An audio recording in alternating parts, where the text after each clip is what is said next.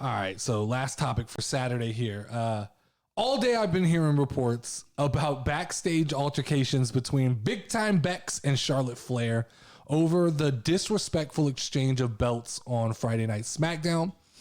As far as my sources go, it looks like Vince McMahon and the WWE are putting all of the heat on Charlotte Flair.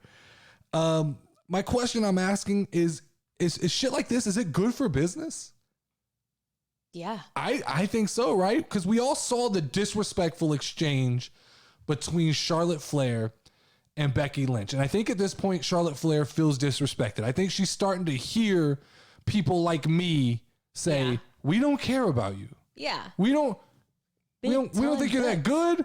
We don't think you're that bad. We just don't care about you. Mm-hmm.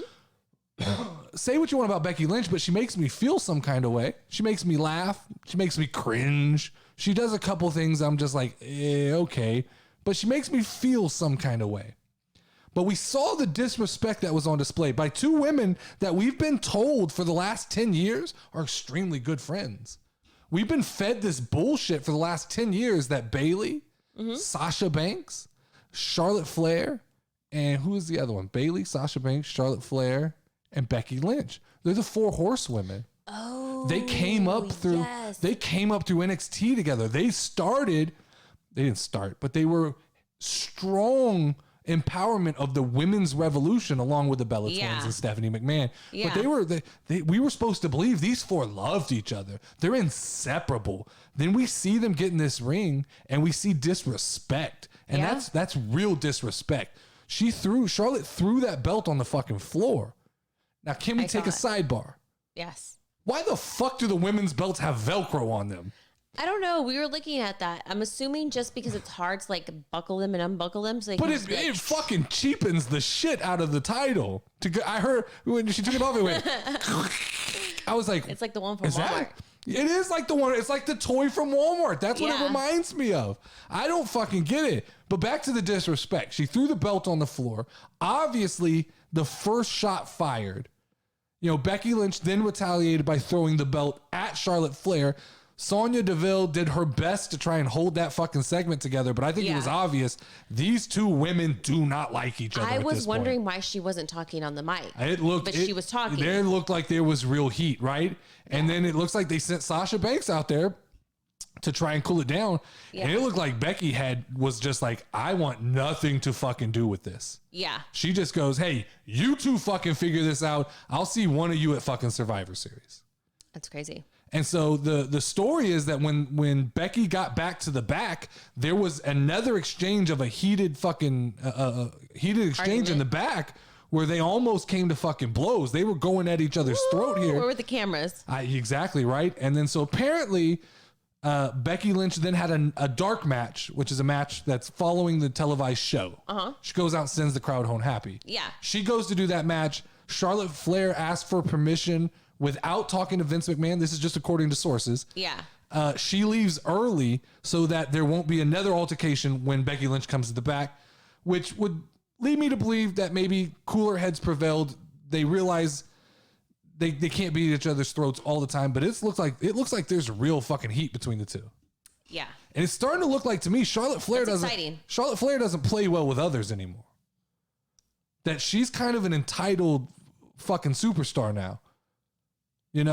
Daddy's gone, and I think that they're not treating her like the spoiled brat that she used to be. Uh-huh. I think she just thought she was going to waltz her way to the title, the world title record, and all these things. I think she's starting to see they're starting to book her and make her look, not necessarily strong, but kind of, kind of off-put, kind of weak at times, right?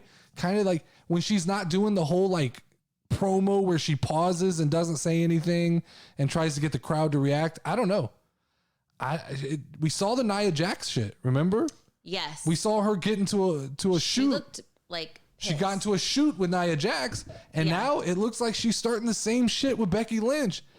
And from what I read and from the sources that I've looked into, it looks like the WWE is on the side of Becky Lynch on this one. They feel like Charlotte stepped over a fucking line here. And I'm on the side of Becky Lynch. I think that Charlotte Flair is entitled. I think she's uninteresting. And I think as the WWE universe starts to realize it's starting to come to light that, you know, that talent that everybody talks about, it's not there. It's not as solidified as everybody's been saying.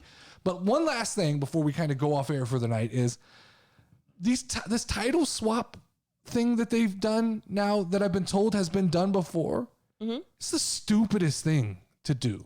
It makes absolutely no fucking sense to me. It's the most uncreative way to fix a belt issue, right? A title issue where you have two titles on the wrong show. I would prefer just allow those two people on those rosters to stay with their rosters until they drop the belt. It's like a champions thing, right? As long as you're holding that belt, you stay with that roster. Now, I understand Fox wants Charlotte. Why? Yeah. Don't know, but they do. But it seems like until Charlotte dropped the belt and until Becky dropped the belt, there was a better plan going forward on how to make this exchange. Mm-hmm. The fact that, first off, it fucks up legacy and lineage, right? True. Because each belt is supposed to have a lineage of who held that belt and how they won it.